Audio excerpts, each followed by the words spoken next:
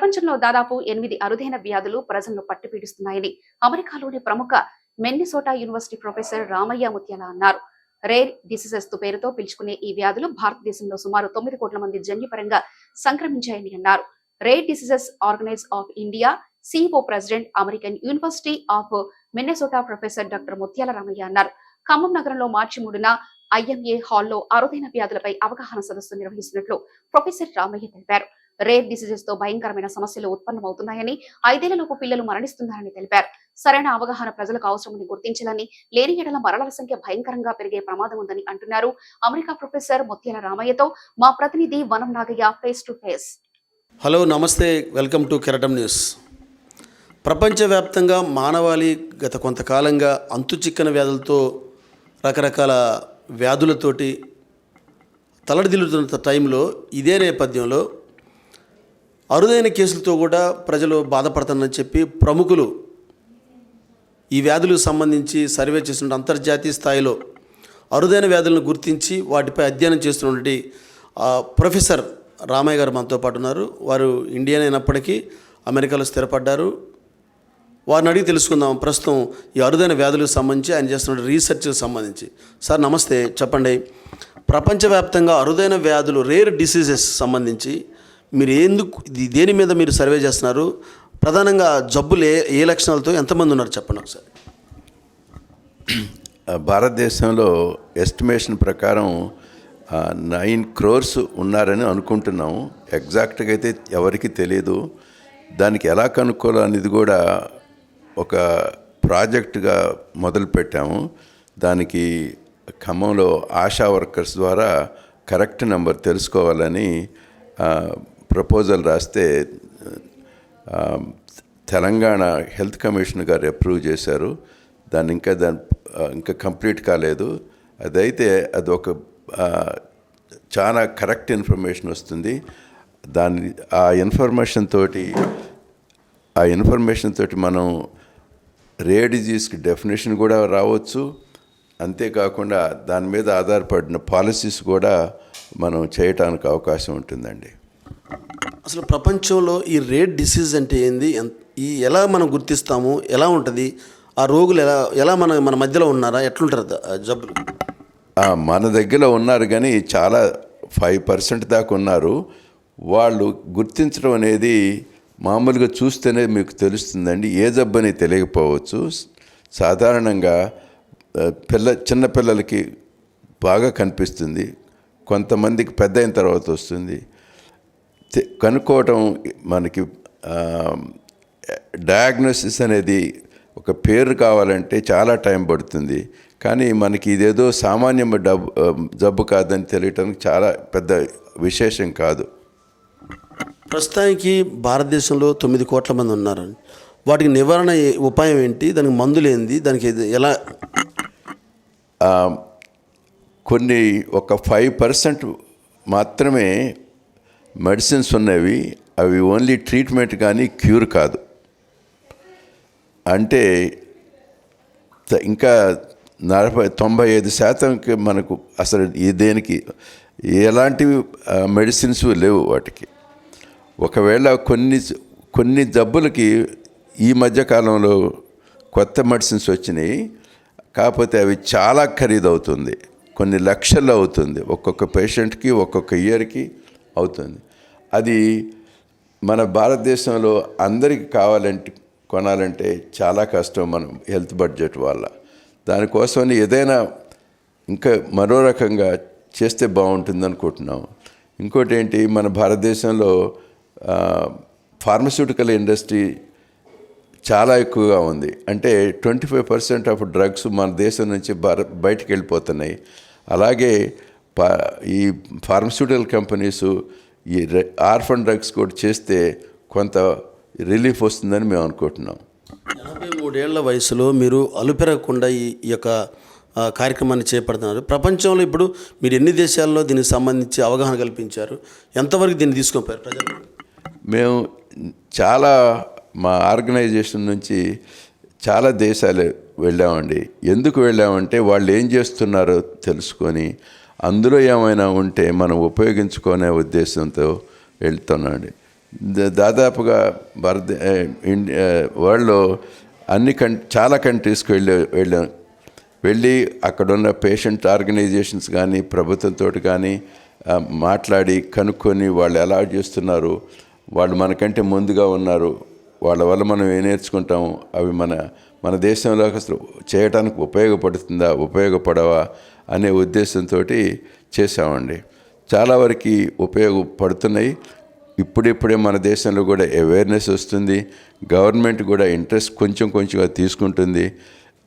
కొద్ది కాలంలో మన దేశం కూడా అలానే అన్ని దేశాలతో సమానంగా ఉంటాయని మేము ఆశిస్తున్నామండి. ఇది చాలా కీలకమైనటువంటి చాలా ముఖ్యమైనటువంటి ఆర్గనైజేషన్ సార్. దీనికి సంబంధించి మీరు అసలు ఎప్పుడు ప్రారంభించారు? ఇది మీకు ఎలా వచ్చింది అసలు ఈ ఆలోచన చేయాలని మీరు ఒక ప్రొఫెసర్గా? అయితే మేము ఈ సంస్థ 2005లో స్టార్ట్ చేసామండి. అప్పటి నుంచి ఇప్పటి వరకు మా ఉద్దేశంలో అప్పట్లో అనుకోకుండా ఏమైందంటే, నేను యూనివర్సిటీలో ఉన్నప్పుడు అక్కడ మా యూనివర్సిటీ వాళ్ళు ఒక సెంటర్ని ఓపెన్ చేశారు జస్ట్ ఫర్ రేర్ డిజీజ్ కోసమని. అప్పుడు ఆ సెంటర్కి నేను అసోసియేట్ డైరెక్టర్గా ఉన్నాను.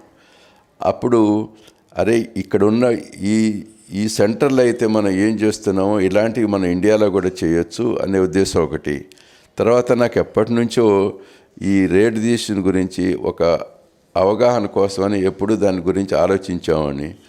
చిన్నప్పటి నుంచి కూడా ఈ రేర్ డిజీజ్లో కొంతమంది బాధపడ్డ ఫ్రెండ్స్ కానీ నాతో పెరిగిన వాళ్ళ వల్ల కూడా కొంత ఇది ఎప్పుడు నాలో ఉంది, చేయాలనే ఉద్దేశంతో చేసాము.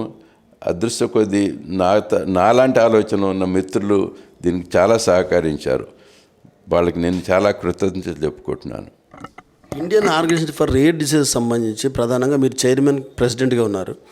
దీనికి అబ్దుల్ కలాం గారు కూడా దీనికి స్పోక్స్ పర్సన్గా ఉన్నారు ఒకప్పుడు. దీన్ని భారతదేశ స్థాయిలో మీరు ఎంతవరకు దీన్ని తీసుకొని వెళ్ళారు?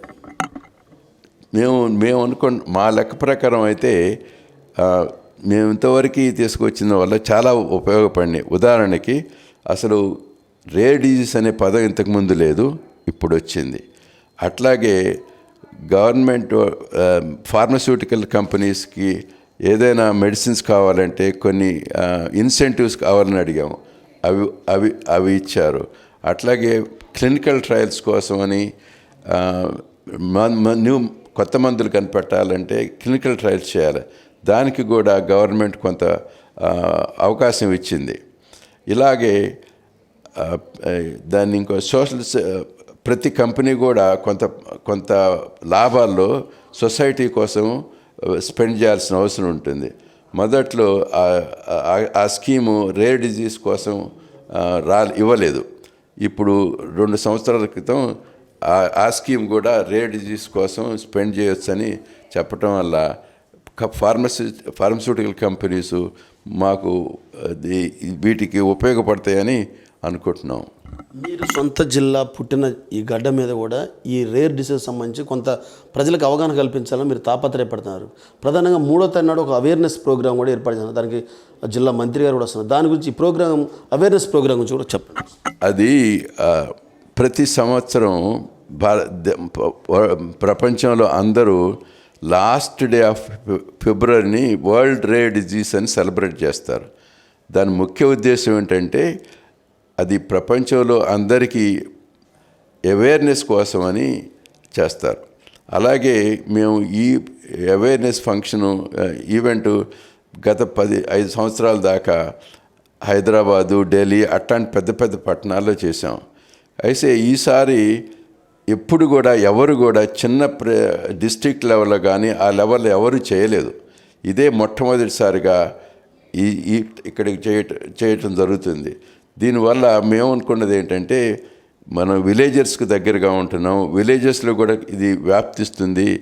ఎందుకంటే మన భారతదేశంలో 60% ఆఫ్ పీపుల్ ఇంకా విలేజెస్లోనే ఉన్నారు. వాళ్ళకి ఎలాంటిది లేదు, వాళ్ళకి అవేర్నెస్ వస్తుందని, తర్వాత లోకల్ గవర్నమెంట్ కూడా వస్తుందనే ఉద్దేశంతో ఇక్కడ ఈ సంవత్సరం 29న చేయాల్సింది.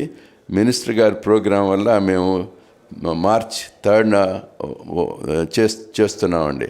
దానికి మినిస్టర్ గారు, కలెక్టర్ గారు వాళ్ళు వచ్చి దీని గురించి తెలుసుకుని మా ఆలోచనలు కూడా వాళ్ళు అమలు చేస్తారని, పేషెంట్స్ వాళ్ళు సౌకర్యాలు కానీ వాళ్ళకి ఏమైనా కావాల్సినవి వాళ్ళ చేతనైన వారికి స్కీమ్స్ పెడతారని ఆలోచనతో ఉన్నామండి. ప్రజల కోసం అసలు రేర్ డిసీజ్ సంబంధించి కొన్ని కేసులు ఉదాహరణ చెప్పండి. అట్లాగే వాటిని గుర్తించడం ఎలా? చిన్నప్పుడైనా వయసు ఏ రీతిలో ఏ వయసులో ఉన్నప్పుడు మనం ఆ డిసీజ్ని గుర్తిస్తాం? ఉదాహరణ కొన్ని కేసుల గురించి కూడా చెప్పండి. చిన్నప్పుడు సాధారణంగా పీడియాట్రిషియన్కి తెలుస్తుందండి. జబ్బు పేరు తెలియకపోయినా అది మామూలు జబ్బు కాదని వాళ్ళకి సాధారణంగా తెలుస్తుంది. కొన్ని జబ్బులు ఉదాహరణకి సికిల్ సెల్ డిజీజ్ అని, హిమోఫీలియా అని, థాలసీమియా అని, ఇవి చాలా వరకు మన అట్లీస్ట్ ఖమ్మంలో బాగా గుర్తిస్తారు. దానికి ప్రత్యేకమైన డాక్టర్స్ కూడా ఉన్నారు. వాళ్ళు చాలా హెల్ప్ చేస్తున్నారు అన్నమాట. ఇవన్నీ బ్లడ్ డిజార్డ్స్ వల్ల, బ్లడ్ డిజార్డర్ వల్ల చాలాసార్లు బ్లడ్ ట్రాన్స్ఫ్యూజన్ చేయాల్సి వస్తుంది. బ్లడ్ ట్రాన్స్ఫ్యూజన్ చేయటంలో కొన్ని సైడ్ ఎఫెక్ట్స్ వస్తాయి. సైడ్ ఎఫెక్ట్ కోసం మళ్ళీ మెడిసిన్స్ ఇవ్వాల్సి వస్తుంది. ఇవన్నీ మన ఖమ్మంలో ఉన్న డాక్టర్స్ చాలామంది కూడా అర్థం చేసుకొని మంచిగా చేస్తున్నారని మేము అనుకుంటున్నాము. మాకు కొంతమంది పేషెంట్స్ కూడా మేము మాట్లాడితే దే ఆర్ హ్యాపీగా ఉన్నారు. కాకపోతే అది లైఫ్ లాంగ్గా ట్రీట్మెంట్ తీసుకోవాల్సి వస్తుంది. కాకపోతే దాంతో ఇంకోటి ఏమనుకుంటున్నామంటే ఈ ప్రివెన్షన్ కోసమని కూడా ఒక అవగాహన వస్తుంది ఈ సందర్భంలో అని మేము అనుకుంటున్నాం. కాబట్టి ప్రపంచవ్యాప్తంగా ప్రజలు ఎదుర్కొన్నటువంటి సాధారణ వ్యాధులే కాకుండా ప్రత్యేకమైన లక్షణాలతోటి ప్రజల్ని జీవితాంతం వెంటాడే వ్యాధులుగా ఉన్నటువంటి అరుదైన కేసులుగా ఉన్నటువంటి వీటిని భరతం పట్టాలంటే దీన్ని ప్రారంభ దశలోనే, అంటే జన్యుపరమైనటువంటి అయితేనేమి, పుట్టుకతో ఇస్తేనేమి, తర్వాత సంక్రమిస్తేనేమి, వాటిని అంతరించాలంటే, వాటిని తుదముట్టించాలంటే ప్రత్యేకంగా డయాగ్నోజ్ చేయాల్సి ఉంటుంది. తల్లిదండ్రులని ప్రత్యేకంగా పరీక్షల ద్వారాగా వీటిని గుర్తించడం ద్వారాగా వీటిని నివారించవచ్చు అని చెప్పి ప్రొఫెసర్ రామయ్య గారు అన్నారు. కెమెరామెన్ శ్రీనివాస్తో వనం నాగయ్య, కెరటం న్యూస్, ఖమ్మం.